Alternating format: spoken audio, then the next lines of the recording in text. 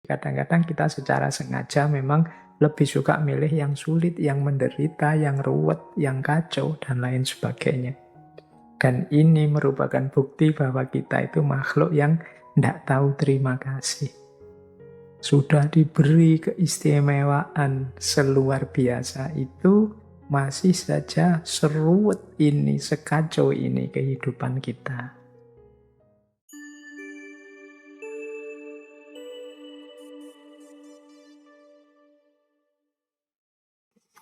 Assalamualaikum warahmatullahi wabarakatuh. Bismillahirrahmanirrahim. Alhamdulillahi rabbil alamin. Wa bihi nasta'inu ala umurid dunya waddin. Allahumma sholli wa sallim wa barik ala habibina wa syafi'ina Sayyidina wa maulana Muhammadin wa ala alihi wa ashabihi wa man tabi'ahum bi ihsanin ila yaumiddin. Amma ba'du. Bismillah. Baik. Nah, mumpung di sana lagi perang, kita tengok ya. Salah satu khazanah yang luar biasa dari Rusia, seorang filosof yang namanya Fyodor Dostoyevsky. Baik, beliau ini filosof, novelis dari Rusia. Pengaruhnya luar biasa dalam tradisi filsafat eksistensialisme. Banyak filosof-filosof besar, khususnya para filosof eksistensialis yang terpengaruh oleh beliau ini. Mungkin teman-teman pernah mendengar Nietzsche, Freud, Kafka, dan lain-lain. Ini orang-orang yang banyak dipengaruhi oleh Dostoyevsky ini. Jadi beliau ini tulisan-tulisannya bentuknya ya novel-novel, cerita-cerita pendek. Tapi di balik novel dan cerita-cerita yang beliau angkat, di situ banyak sekali gagasan-gagasan, khususnya gagasan-gagasan yang kita kenal sebagai ciri berpikir yang eksistensialis. Nah, beliau ini kelahiran tahun 1821. Nanti beliau meninggal tahun 1881. Jadi beliau hidup sekitar 60 tahun. Jadi beliau hidup di era Rusia abad 19, masih kuat unsur feodalismenya. Nah, nanti di situ beliau banyak nulis novel yang isinya kritik-kritik. Ada beberapa novelnya yang terkenal sekali, mungkin malam hari ini kita rujukannya beberapa novel ini. Ini zaman saya mahasiswa dulu ada beberapa yang saya suka. Misalnya ada yang judulnya Crime and Punishment atau Kejahatan dan Hukuman. Kemudian Catatan dari Bawah Tanah, Notes from Underground. Ada yang Brother Karamazov, ada The Idiot, dan lain-lainnya. Nanti malam hari ini coba kita eksplorasi sedikit-sedikit.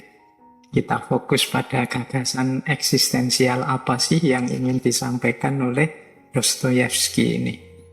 Jadi sepanjang karir kepenulisan beliau tidak lebih sekitar 12 novel, kemudian dan berbagai cerpen serta tulisan-tulisan cerita yang lain.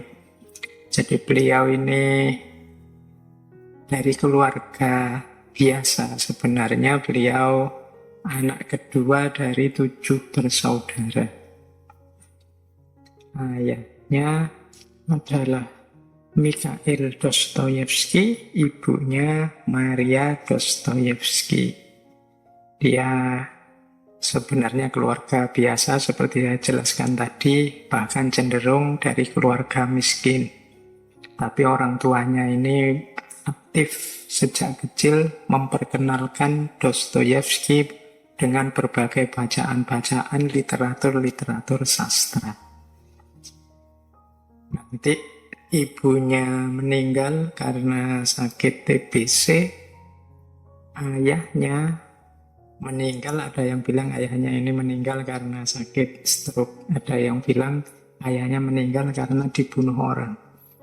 Tapi meninggalnya orang tuanya ini meninggalkan kesan tersendiri dalam diri seorang Dostoyevsky. Nanti dia kemudian masuk ke akademi militer. Meskipun beliau sendiri merasa tidak terlalu cocok sih bidang militer ini. Dia lebih suka bidang menggambar, bidang arsitektur, dan juga tulis-menulis. Tapi ya, dia tetap lanjut sampai nanti lulus dan berkarir di dunia militer. Tapi kemudian beliau mencoba menulis, dan novel pertamanya yang judulnya Poor Folk itu terbit dan sukses. Nah, begitu novelnya yang pertama ini terbit dan sukses, dia merasa mungkin bidangku bidang sastra, bukan bidang militer. Akhirnya beliau mundur dari militer dan serius menggeluti sastra, meskipun nanti novelnya yang kedua tidak terlalu booming, yang judulnya The Double. Nah, ini titik balik kehidupannya terjadi ketika dia bergabung dengan satu komunitas diskusi intelektual namanya Petrashevsky. Petrashevsky ini didirikan oleh Mikhail Petrashevsky. Ini ya kelompok diskusi sastra, kelompok diskusi intelektual yang isinya kritik-kritik tuntutan untuk melakukan reformasi sosial di Rusia. Ya tentu saja kelompok seperti ini kan rentan. Pada akhirnya semua ya anggota kelompok Petrashevsky ini ditangkap oleh pemerintah. Dan semua saat itu diputuskan dihukum mati. Tapi Dostoyevsky ini mungkin nasibnya baik ya, mungkin ada takdir lain yang menunggu beliau. Jadi waktu pelaksanaan eksekusi, jadi waktu sudah beberapa temannya sudah diurut satu-satu, sudah dieksekusi, giliran Dostoyevsky. Dostoyevsky ini ceritanya urutan ke-6 yang mau dieksekusi. Tapi pas dia mau dieksekusi, tiba-tiba utusan dari pemerintah datang, perubahan hukuman yang semula hukuman mati diubah menjadi hukuman buang. Jadi selamat akhirnya Dostoyevsky ini. Dan akhirnya beliau dipenjara di Siberia. Sebenarnya berat juga penjara di Siberia itu. Kabarnya Dostoyevsky itu di sana sampai kurus kering, mendapat banyak sekali penyakit berat, masuk penyakit bawaan. Jadi Dostoyevsky ini punya penyakit bawaan epilepsi. Nah, ini masa-masa paling berat ini di penjara Siberia itu. Nanti dari situ nanti lahir salah satu novel beliau yang judulnya Catatan dari Rumah Mayat atau Notes from the House of the Dead. Ini juga novel yang booming karya Dostoyevsky. Nah, setelah bebas dari penjara Siberia, dia kemudian kembali masuk ke korps tentara karena dia dipaksa untuk mengabdi, karena beliau punya basic pendidikan militer. Dan nanti kemudian beliau bisa kembali lagi ke Rusia. Meskipun beliau ini ceritanya nanti di babak terakhir hidupnya ini miskin. Karya-karyanya luar biasa di era ini, tapi secara umum beliau ini hidupnya miskin. Bahkan ceritanya sampai menggadaikan barang-barang di rumah, baju-bajunya. Beliau juga sakit-sakitan, dan yang lebih parah lagi, kabarnya beliau ini suka judi. Jadi hartanya habis. Bahkan anak pertama beliau kabarnya meninggal karena sakit paru-paru. Nah, ini saya tiba-tiba dongeng ini tadi ya teman-teman tentang Dostoyevsky. Tapi semoga teman-teman bisa menangkap ya dari sekilas cerita ini. Kepahitan-kepahitan hidup seorang Dostoyevsky. Dari sejak ditinggal mati dua orang tuanya, ada yang TBC ibunya, ayahnya kabarnya juga dibunuh. Kemudian beliau sampai di penjara sengsara di Siberia. Nanti sepulangnya dari penjara juga sakit-sakitan, miskin, sampai anaknya meninggal dan lain sebagainya. Ini pengalaman-pengalaman pahit yang berharga yang turut membentuk pikiran-pikiran seorang Dostoyevsky. Baik, yuk detailnya teman-teman bisa nyari ya. Novel-novel beliau banyak. Pengaruh beliau juga luar biasa. Nah, malam hari ini kita belajar sebentar. Tentu saja kita mengambil gagasan-gagasan Dostoyevsky ini dari novel-novel beliau. Ada beberapa nanti yang banyak kita ambil malam ini. Yang pertama tentu saja novel eksistensialis pertama dalam tradisi filsafat yang judulnya Notes from Underground. Jadi Notes from Underground ini ya terjemahannya catatan dari bawah tanah. Novel ini menceritakan seorang pegawai negeri umur 40 tahun tapi tidak disebut namanya di situ, ya pokoknya dia menyebutnya underground man, orang yang ada di bawah tanah.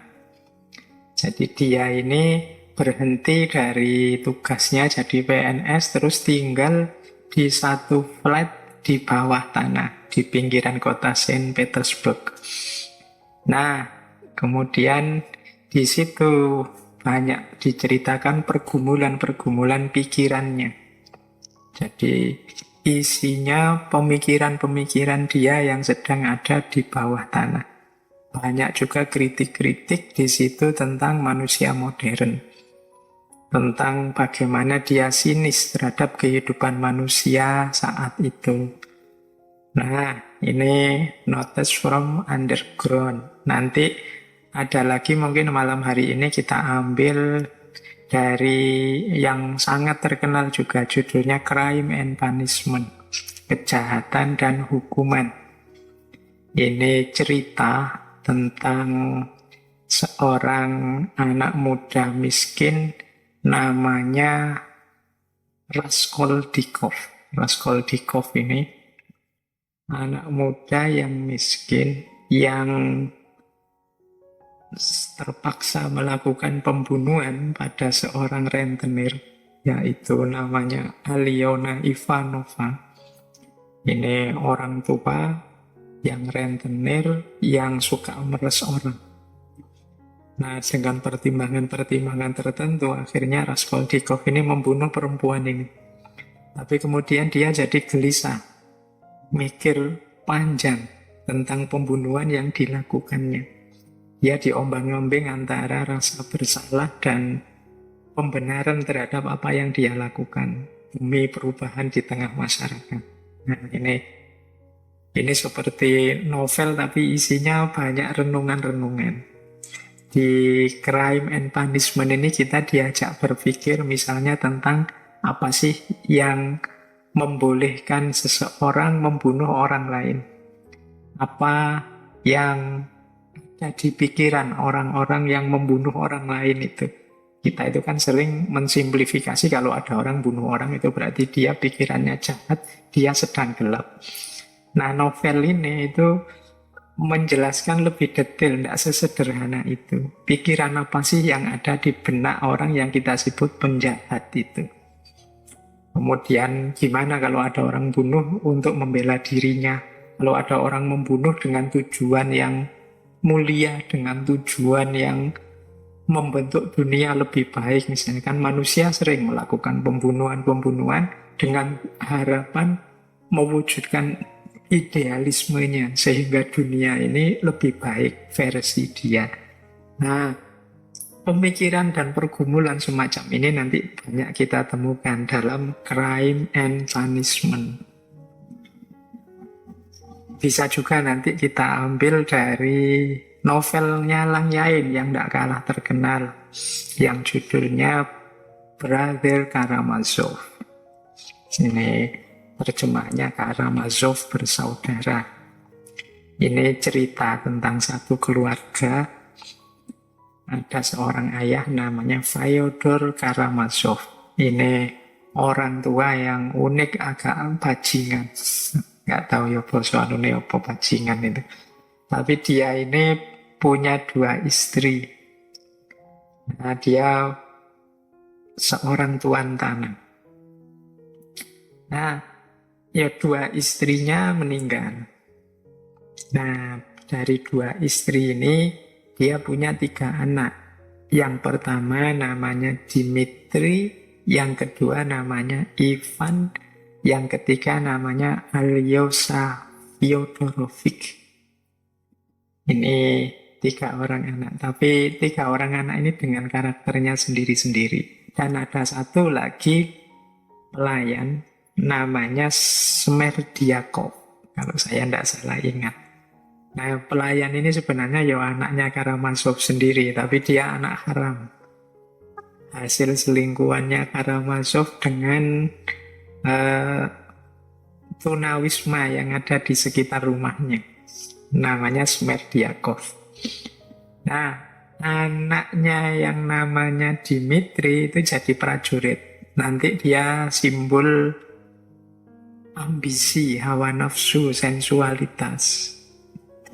Sementara anaknya yang namanya Ivan dari Karamazov ini simbol intelektual. Dia ini bahkan ateis. Nah, profesinya sebagai filosof, penulis dia.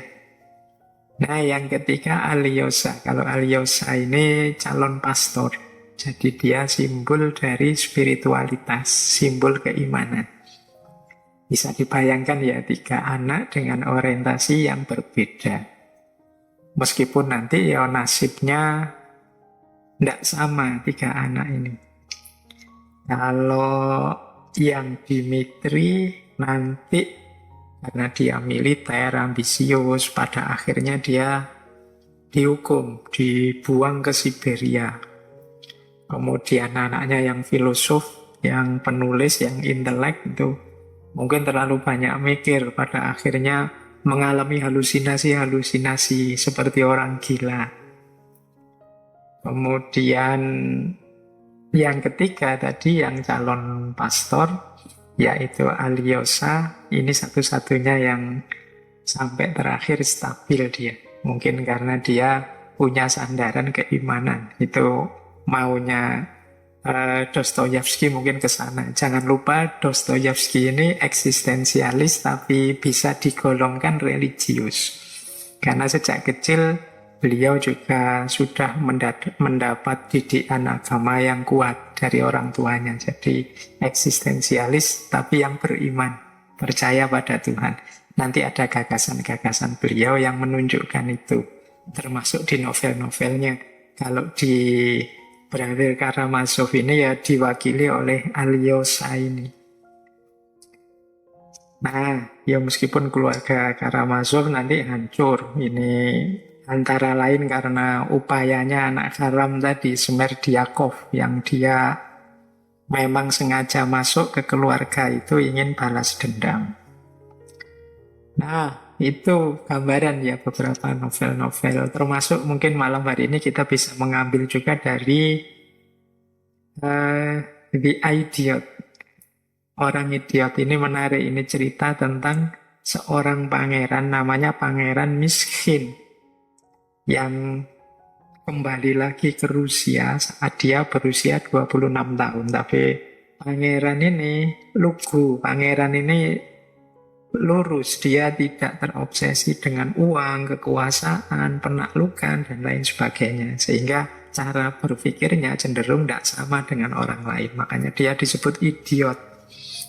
Karena yang lain semuanya nguber-nguber uang, ingin kekuasaan, dia malah ingin menyebarkan cinta, kasih sayang, dan lain sebagainya. Jadi di tengah orang-orang yang tidak waras, dia yang paling waras. Tapi sebagai akibatnya, dia justru yang dianggap yang idiot.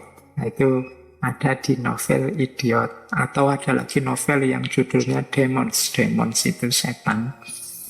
Ini cerita pembunuhan Ivan Ivanov, seorang anggota pembalasan rakyat di Rusia. Jadi berangkat dari kisah pembunuhan ini, terus Dostoyevsky nulis novel yang judulnya Demons. Baik, itu ya gambaran umumnya tentang karya-karya Dostoyevsky. Ya masih banyak yang lain. Teman-teman bisa nyari, sebagian besar bisa diambil free secara online meskipun versi bahasa Inggrisnya. Yang versi Indonesianya juga sudah banyak yang diterjemahkan.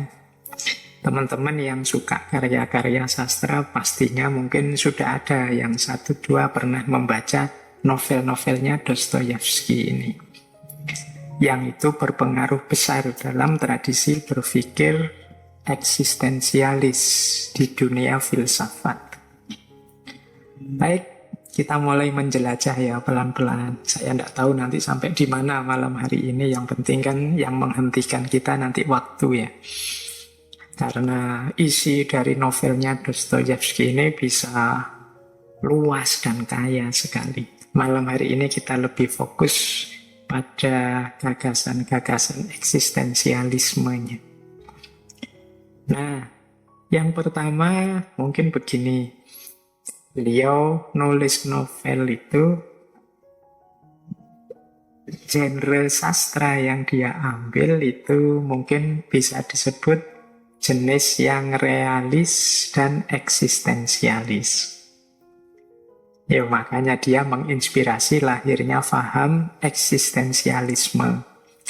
Realis itu membicarakan tentang hidup dan kehidupan ini secara nyata apa adanya. Tidak didramatisir, tidak dilebih-lebihkan, ya dipotret kenyataan apa adanya, baik kenyataan lahiriah yang kelihatan maupun kenyataan batin tokoh-tokohnya.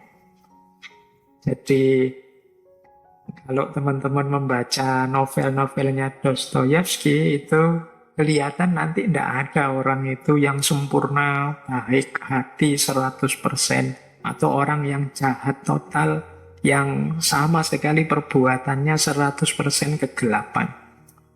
Orang itu selalu saja, ya ada baiknya, ada buruknya. Tidak ada orang yang benar-benar baik hati, sempurna. Kalau kita nulis, membaca banyak novel, banyak cerita, apalagi yang jenis-jenis superhero dan lain itu kan selalu orang itu perfect. Mungkin novel-novel religi kan juga begitu. Orang itu digambarkan perfect sekali, baik 100%, tidak ada buruknya. Nah, kalau gayanya Dostoyevsky tidak. Bagi dia ya realistis sajalah manusia itu ya ada baiknya, ada buruknya. Orang baik pun kadang-kadang ya punya pikiran-pikiran buruk. Bahkan kelakuannya juga kadang-kadang ya meleset. Orang buruk kadang-kadang juga ketika pikirannya terbuka, hatinya pas jernih, mungkin ada sisi-sisi hidupnya yang baik. Nah, ini kalau dalam tradisi filsafat ya ini namanya realisme. Jadi membidik sesuatu secara realistis, kenyataan apa adanya saja. Tidak didramatisasi, juga tidak diglorifikasi berlebihan tokoh-tokohnya. Makanya novel-novelnya Dostoyevsky ini enak untuk diterima karena orang merasa, oh ya ini manusia, bukan malaikat, bukan dewa, bukan terlalu setan dan lain sebagainya. Nah, selain realistik tentu saja eksistensialis. Eksistensialis itu berarti memandang manusia dari aspek kebebasannya membentuk dirinya secara otentik. Jadi melihat manusia sebagai sosok yang punya daya dan kuasa untuk eksis secara otentik sebagai dirinya sendiri. Ya dalam tradisi eksistensialis seperti saya jelaskan minggu lalu, manusia itu kan hakikatnya terletak pada bagaimana dia membentuk dirinya. Dia tidak punya kodrat bawaan. Jadi manusia itu makhluk yang bebas mewujudkan dirinya, ingin jadi apa. Nah, ini namanya eksistensialis. Asumsi paling dasarnya ya tentu saja kebebasan. Jadi ini menurut saya dua ciri yang paling kuat dari pikiran-pikiran yang terungkap dalam novel-novelnya Dostoyevsky. Jadi sastra novel yang realistik dan juga eksistensialis. Oke, kita lanjut. Ya, teman-teman santai saja, dinikmati pelan-pelan. Semoga yang saya sampaikan bisa dipahami. Kalau enggak ya diulang-ulang saja, enggak apa-apa. Kalau masih enggak paham diulang-ulang ya mungkin bisa nambah referensi ke sana kemari. Kalau masih belum paham juga ya mungkin memang belum rezeki. Ilmu itu kan juga jenisnya rezeki juga, anugerah dari Allah juga. Nah, sekarang isu-isunya secara umum. Novel yang jenisnya realis dan eksistensialis tadi secara umum ya mengangkat isu-isu eksistensialisme. Di catatan saya, isu-isu eksistensialis itu setidaknya ada 6. Yang pertama, absurdnya hidup ini. Yang kedua, faktisitas. Yang ketiga, otentisitas. Yang keempat, yang lain. Yang kelima, kegelisahan. Dan yang keenam, krisis. Nah, yang pertama, absurditas. Jadi, hidup ini absurd. Wah, tentang ini teman-teman boleh mengulang ngaji filsafat waktu kita dulu membahas Albert Camus. Absurd itu tidak jelas, tidak ada makna pasti, tidak ada apa yang kita sebut ketegasan makna, kejernihan makna. Jadi hidup ini absurd. Yang kita anggap baik bisa saja buruk. Yang kita anggap buruk bisa saja ternyata bermanfaat untuk orang lain. Kita mati-matian melakukan yang baik, hasilnya ternyata buruk. Atau ada orang melakukan kejahatan, tapi kok efeknya malah positif bagi orang tertentu. Ini gambaran betapa hidup ini absurd. Ada orang kelihatannya baik sekali, tapi tiba-tiba kok dia bisa melakukan keburukan jelek itu. Harusnya orang level dia itu ya seandainya salah tidak sefatal itu. Tapi ada loh orang itu dipuji banyak orang kealimannya, tapi tiba-tiba melakukan keburukan yang tidak terduga. Tapi ya jangan kaget, hidup ini memang absurd. Jadi tidak sepasti 1 tambah 1 2. Tidak ada makna yang objektif universal yang kapanpun dan dimanapun berlaku pasti baik tanpa pengecualian. Nah ini kemarin dijelaskan agak detail waktu kita membahas Albert Camus tentang absurditas. Ilustrasinya kan tentang dewa Yunani yang namanya Sisyphus, yang dia dihukum oleh para dewa dengan cara ngangkat batu ke atas gunung terus digelundungkan lagi ke bawah. Sampai di bawah harus diangkat lagi ke atas, sampai di atas digelundungkan lagi ke bawah. Terus begitu nanti sampai hari kiamat. Nah kita itu mungkin seperti Sisyphus ini. Jadi kita melakukan banyak hal yang absurd, tidak jelas. Seolah-olah kita menganggap ini penting sekali padahal tidak. Hanya pengulangan-pengulangan yang tanpa makna.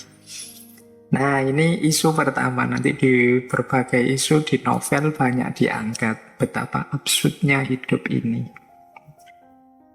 Yang kedua tentang faktisitas. Faktisitas itu ya mudahnya berhubungan dengan fakta.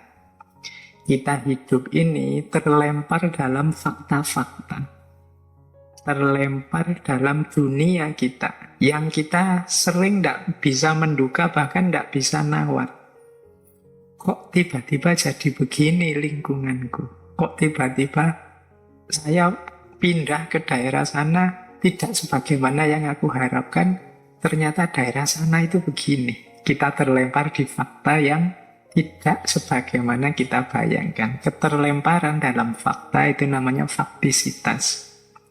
Kayak teman-teman mahasiswa itu loh, dulu sebelum kuliah mungkin membayangkan kuliah itu begini, kuliah itu begitu, bla bla bla bla. Terus kita menyusun idealisme kita, kalau begitu besok kalau saya kuliah akan begini, akan begitu. Tapi begitu kita masuk kuliah beneran, walah ya ternyata kok begini ya kuliah itu. Nah, itu tapi mau tidak mau kan harus kita hadapi. Itu namanya keterlemparan dalam fakta. Ini kalau dalam eksistensialisme ya isu-isu eksistensialis. Eksistensi manusia itu mau tidak mau dia berhadapan dengan situasi kondisi sekelilingnya. Kita tidak ingin sih medsos itu dipakai untuk ajang misalnya berkonflik, saling menjatuhkan. Tapi kenyataannya sudah begitu, mau gimana lagi, yaitu faktisitas. Kita inginnya sih pandemi ini selesailah bulan depan. Tapi begitu nyampe bulan depan ternyata ya masih belum. Mau gimana lagi, faktanya memang begitu.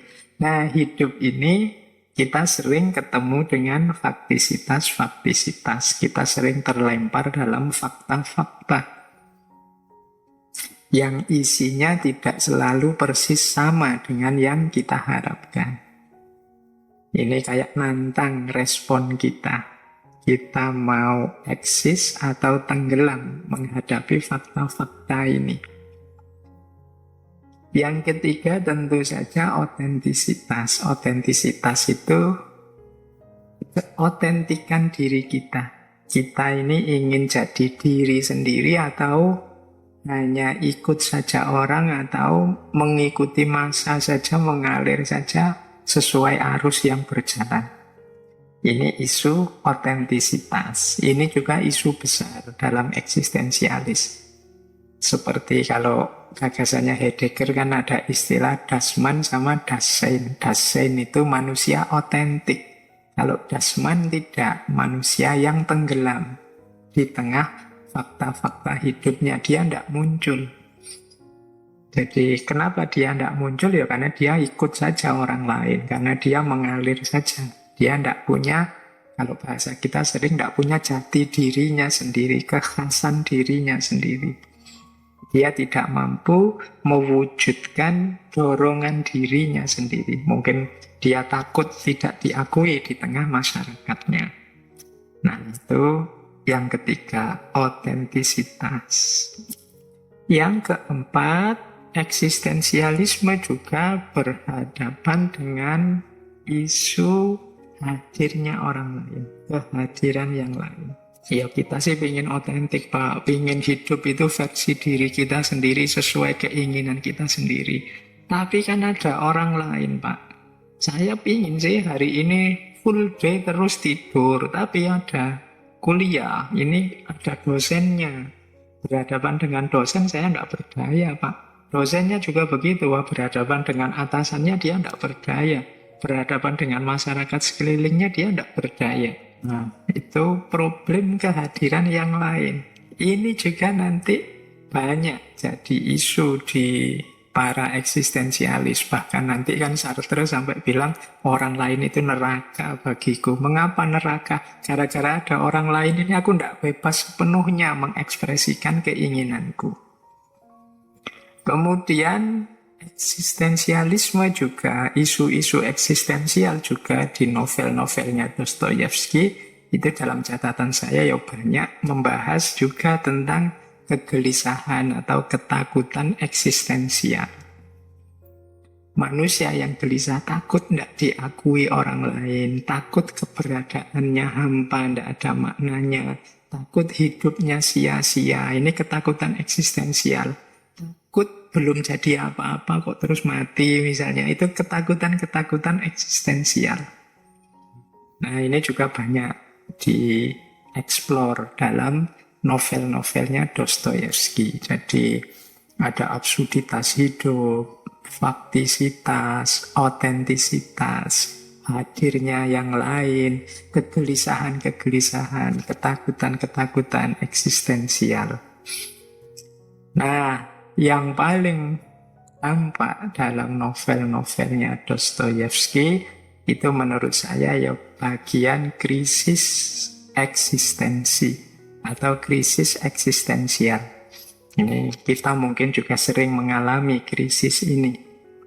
Jadi krisis eksistensial itu ketika seseorang berada dalam kondisi tidak nyaman, merasa tidak sreg, tidak pas, tidak puas dengan pilihan-pilihan hidup atau makna-makna hidup yang sekarang dimiliki. Jadi ini namanya krisis eksistensial. Dalam catatan saya, krisis eksistensial ini sering dialami oleh anak-anak muda. Jadi pilihan-pilihan hidup, tawaran-tawaran makna yang sekarang dia pegang itu menurut dia tidak cocok, tidak sesuai dengan keinginannya. Mau ditinggal bagaimana, mau tetap dipegang kok tidak cocok. Nah, terjadi krisis-krisis. Ada beberapa hal yang membuat lahirnya krisis eksistensial ini dalam diri seseorang. Yang pertama biasanya adalah tentang kebebasan dan tanggung jawab. Jadi manusia itu kan kalau dalam eksistensialisme diasumsikan dia bebas. Tapi dia juga dituntut untuk bertanggung jawab terhadap pilihan-pilihan bebasnya. Nah, banyak di antara kita bebasnya mau, tapi tanggung jawabnya berat. Tidak siap. Nah, ini orang terus mengalami krisis. Kita kan sering, menurutku sih yang baik ini, yang benar ini. Tapi kalau saya memegangi yang baik dan yang benar ini, ya yang aku inginkan tidak muncul. Misalnya ngasih contoh yang mahasiswa sajalah yang dunianya dekat dengan saya sehari-hari di kampus. Misalnya mahasiswa, dia bebas kok waktu ujian itu mau jujur atau nyontek. Terus dia milih, wah saya harusnya yang benar itu, saya harus milih kejujuran. Apapun nilai yang nanti saya dapat. Tapi kalau saya jujur, aku tahu kapasitasku. Mesti nilaiku jatuh, kemudian IP-ku jelek, nilai kuliahku jelek, dan aku harus menanggung segala resikonya. Semester depan bayar lagi, ngulang lagi, tidak lulus-lulus, dan seterusnya. Nah, ini dilema eksistensial antara kebebasan dan tanggung jawab. Aku sebenarnya bebas sih untuk misalnya membantah apa yang dikatakan oleh dosen itu. Aku tidak setuju kata-katanya dosen itu. Tapi kalau tak bantah sekarang, gawat ini, aku tidak lulus mata kuliah ini. Nah ini kebebasan kita sering tabrakan dengan keengganan kita untuk menerima efek dan bertanggung jawab atas hasilnya. Yaitu contoh mahasiswa yang semacam itu dalam hidup sehari-hari ya banyak. Kita kadang lebih suka milih enaknya saja, tapi efek dari senang-senang kita berat menerimanya. Kita mungkin lebih suka memutuskan memilih sesuatu, tapi kita tahu itu nanti menyenangkan, tapi juga ada efeknya yang buruk, dan kita tidak siap menghadapi yang buruknya ini. Ini namanya krisis eksistensial. Membuat orang gelisah. Ya mudahnya ini sering terjadi dalam bentuk tabrakan antara ideal dan realitasnya. Yang kedua, Oh, ini juga banyak muncul nanti di novel-novelnya Dostoyevsky. Yang kedua, kepastian kematian. Mati itu kan pasti, tidak ada manusia yang tidak mati. Dan ini menggelisahkan, membuat orang seolah dikejar-kejar untuk segera eksis. Kalau dia merasa belum sesuatu, belum otentik, belum tampil, belum terwujud keinginan-keinginannya, dia pasti gelisah. Nah, ini bagian dari krisis eksistensial. Yang ketiga, krisis eksistensial itu terjadi dalam hubungan kita dengan orang lain. Jadi misalnya begini loh, kita itu seperti tadi, kalau ada orang lain mau tidak mau harus banyak melakukan penyesuaian-penyesuaian. Sementara kalau kita melakukan penyesuaian-penyesuaian, kita tidak tampil sebagai diri kita apa adanya secara otentik. Kalau kita ingin menampilkan diri kita secara otentik, ya kita harus mau isolasi, menjauh dari orang lain. Karena kalau ada orang lain, tidak mungkin kita menjalankan sepenuhnya apa yang kita inginkan. Loh, ini kan masalah juga. Jadi di depan orang lain, aku harus menyesuaikan diri. Kalau tidak menyesuaikan diri akan problem. Sementara keinginanku mungkin akan terpenuhi kalau aku menjauh dari orang lain. Tapi kalau aku menjauh dari orang lain, tidak mungkin juga. Wong hidup ini membutuhkan orang lain. Nah, ini krisis eksistensial juga. Aku harus berdiri sendiri, mengisolasi diri dari orang lain, tidak terlalu banyak bersentuhan dengan orang lain. Ataukah, ya sudah, aku mengorbankan beberapa kebebasanku demi bisa dekat dan berhubungan dengan orang lain.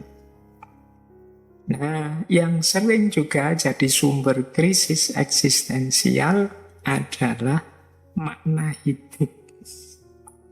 Jadi banyak orang yang gelisah mencari makna hidup. Banyak orang yang ingin hidupnya bermakna, maka dia mencari ini makna hidup yang pas untukku ini apa. Kadang-kadang tidak ketemu-ketemu. Mungkin sampai dewasa, bahkan sampai tua juga tidak nemu makna hidup ini yang pas, yang cocok. Akhirnya dia cemas, akhirnya dia takut. Terjadi tadi krisis eksistensial. Nah, jadi itu antara lain ya gambaran-gambaran krisis eksistensial yang banyak juga kita temukan dalam novel-novelnya Dostoyevsky. Di novelnya Dostoyevsky ini genrenya adalah realisme eksistensial. Ya, realisme berarti memotret fenomena apa adanya, baik fenomena lahir maupun fenomena batin, dan fokus pada eksistensi manusia. Fokus pada eksistensi manusia berarti bagaimana manusia membentuk dirinya, bagaimana pergumulan manusia mewujudkan dirinya. Dengan isu-isunya tadi, absurditas hidup, faktisitas, otentisitas, hadirnya yang lain, ketakutan atau kegelisahan eksistensial, dan juga termasuk krisis-krisis eksistensial. Oke, baik. Kita lanjutkan ya. Sekarang kita mulai masuk ke menjelajahi novel-novelnya Dostoyevsky ini. Nanti kita klasifikasi isu-isu yang banyak diangkat dari novel-novel ini.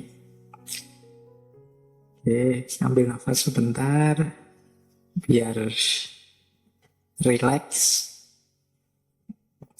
Yang pertama, ini kita angkat isu tentang manusia atau kenyataan diri manusia.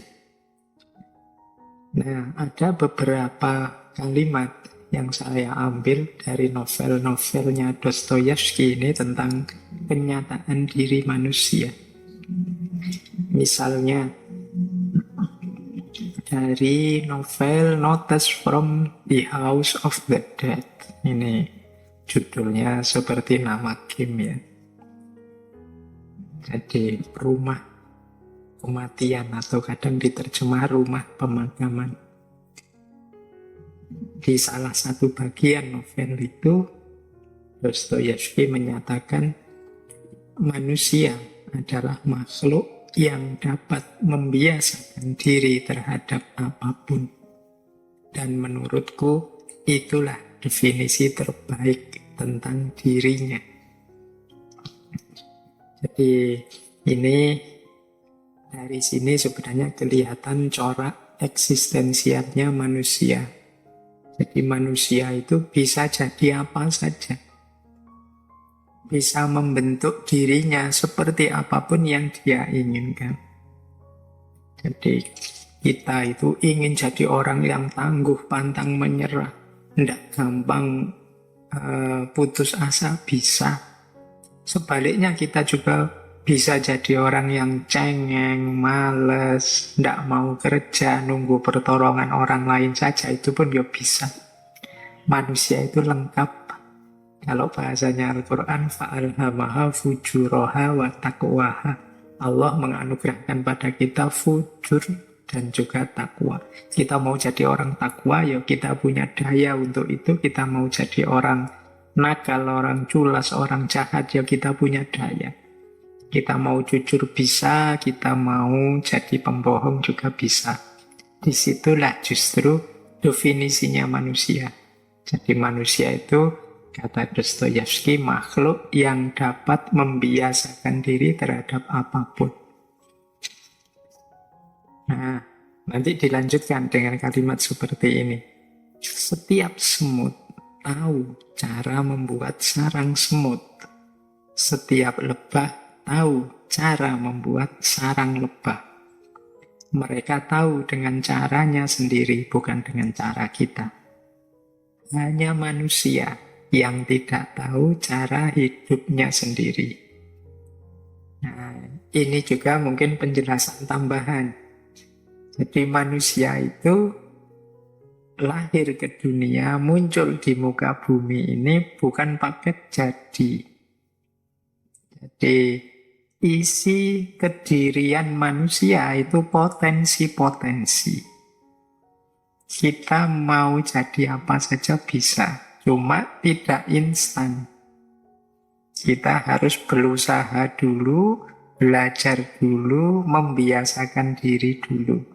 Baru nanti kita bisa jadi apapun yang kita inginkan.